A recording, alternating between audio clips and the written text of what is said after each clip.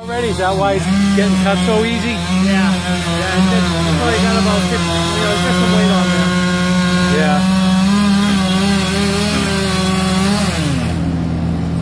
Figured that. It's kind of a guessing game. You take that piece of 3,000 pounds, an operator crane usually puts about 2,000 pounds on it. Man, that's a big piece.